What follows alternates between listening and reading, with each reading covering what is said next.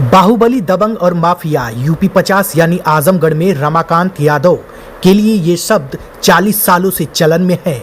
वजह जिले के 80% ठेकों और पट्टों पर उसका कब्जा होना रहा। सरकार चाहे किसी की भी हो, इन ठेकों पर हाथ डालने की हिम्मत किसी की भी नहीं होती थी। रमाकांत के आजमगढ़ से सोनभद्र तक 200 से अधिक ट्रक चलते थे। इन गाड़ियों पर लगे RKY यानी रमाकांत यादव के स्टिकर ही इनकी परमिट और कागज थे।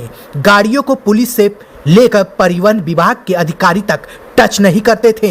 RKY लिखे ट्रक पूरे प्रदेश में फर्राटा भरते थे।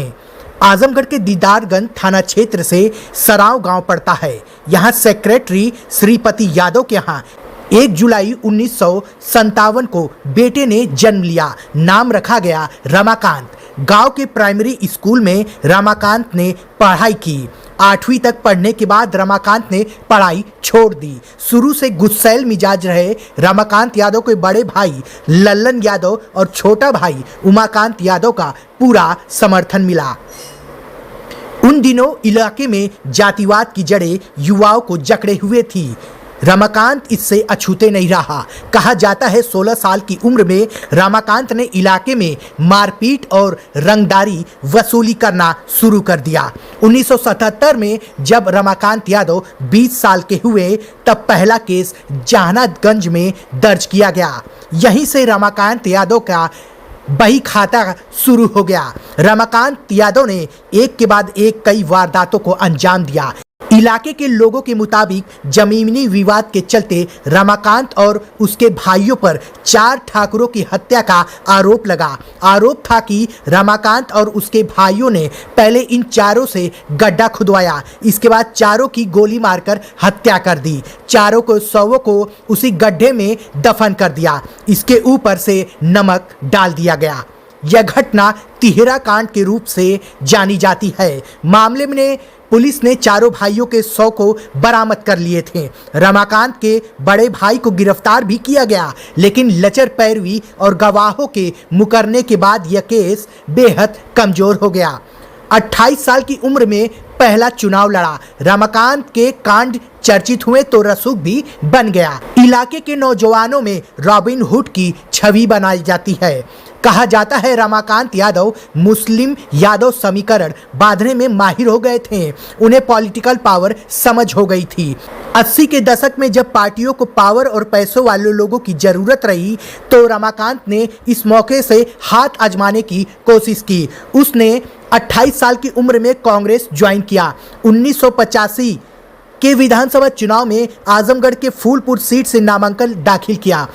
अपने पहले चुनाव में उसने खूब पैसे खर्च किए और इलाके का विधायक बन गया। समय बदला, बसपा ने यूपी का विस्तार शुरू कर दिया। रमाकांत यादव हवा के रुख को समझ रहा था। उसने 1989 के विधानसभा चुनाव में बसपा का साथ पकड़ लिया था। बसपा के टिकट पर चुनाव लड़ा और जीत गया। लगातार दूसरी बार विधायक बना। पॉलिटिकल पावर हाथ में आते ही रमाकांत यादव के क्रिमिनल केस भी बढ़ने लगे। 1991 और 93 के सपा के टिकट पे चुनाव लड़ा और जीत हासिल की। आजमगढ़ में रमाकांत यादव की पकड़ मजबूत हो गई। जिले में उसकी तूती बोलने लगी। विधायक बनने के बाद रमाकांत ने जमकर राजनीतिक लाभ उठाया। इसी दरमियान उसने दिल्ली जाने का सपना देखा। 1996 के लोकसभा चुनाव में रमाकांत यादव ने उतरने का फैसला कर लिया। बात लखनऊ तक पहुंची और रमाकांत की पैठ को देखते हुए आजमगढ़ से उसका टिकट फाइनल कर दिया गया। बारी कैंपेनिंग की थी। चुनावी मैदान में रमाकांत के सामने बसपा से रामकृष्ण यादव, भाजपा से विजय नारायण राय और कांग्रेस से पूर्व CM राम नरेश यादव खड़े थे। इसके अलावा कांग्रेस तिवारी से अकबर अहमद डंपी थे। बसपा और कांग्रेस के कैंडिडेट यादव समीकरण को बिगाड़ रहे थे। दूसरी तरफ रमाकांत यादव के अकबर अहमद डंपी मुस्लिम वोट बैंक को कहा जाता है कि रमाकांत यादव ने अपने समर्थकों से साफ कह दिया था कि किसी भी पार्टी का आजमगढ़ में झंडा नहीं दिखना चाहिए। फिर क्या था, समर्थक प्रचार करने निकले और अन्य पार्टियों के झंडे उखाड़ कर फेंक देते। आलम यह रहा 1996 के चुनाव में आजमगढ़ से रमाकांत यादव चुनाव जीत जाते हैं।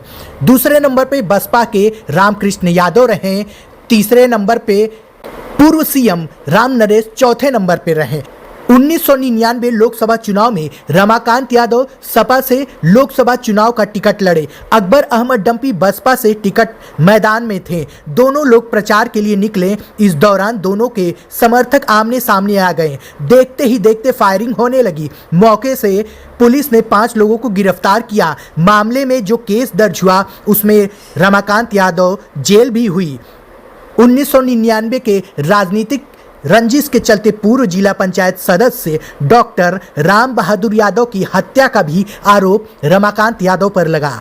राम बहादुर यादव के बेटे जन्मेय यादव ने आरोप लगाया कि पिता को रमाकांत यादव ने अपने घर पर 1999 में बुलवाया था। 4 दिन बाद पिता का शव कुंवर नदी से बरामद हुआ था। हाथ पैर सिर के साथ शरीर पर जगह जगह नुकीली चीज से चोट के निशान थे। इसके साथ ही जमीन संबंधित विवाद में रामबली की भी हत्या का आरोप रमाकांत यादव पर लगा। अब बात करते हैं रमाकांत यादव के वर्चस्व की। रमाकांत ने लगातार 4 बार लोकसभा चुनाव जीता। 1999 में दूसरी बार सपा से, 2004 में बसपा के टिकट और 2009 में चुनाव भाजपा के टिकट से जीता। 2014 लोकसभा चुनाव में मुलायम सिंह यादव ने रमाकांत यादव को हरा दिया। सीएम योगी आदित्यनाथ ने 6 दिसंबर 2021 को सपा पर निशाना साधते हुए कहा, जिस गाड़ी में सपा का झंडा उसमें बैठा है बड़ा गुंडा। इस बयान के बाद रमाकांत ने पलटवार करते हुए कहा कि जिस गाड़ी में भाजपा की झंडी उसमें बैठा है पाखंडी। होली पर रमाकांत यादव ने कहा था, मैं खुद होली नहीं मनाता हूं, लोगों को भी होली मनाने से मना करता हूं। होली हम लोगों का त्यौहार नहीं है। इससे पहले रमाकांत यादव ने कलाई पर बंधा रक्षा सूत्र कटवा दिया था। कहा था कि हम लोग शूद्र हैं। 2 साल पहले पूरे देश में कोरोना की आहट शुरू हुई। कोरोना हमारे पास आए, हम गले लगा लेंगे। पुलिस रिकॉर्ड के अनुसार रमाकांत यादव पर हत्या के प्रयास, गैंगस्टर, अपहरण जैसे 54 आपराधिक मुकदमे दर्ज हैं। फरवरी 2022 के माहौल में जहरीली शराब कांड में भी रमाकांत यादव आरोपी हैं। इसी कांड में 13 से अधिक लोगों की मौत हो गई थी। 60 से अधिक लोग बीमार हो गए थे। जिस ठेके से यह शराब बिकी थी, यह रमाकांत यादव के भांजे रंगेश यादव का ठेका था। फिलहाल अभी रमाकांत यादव जेल में बंद हैं।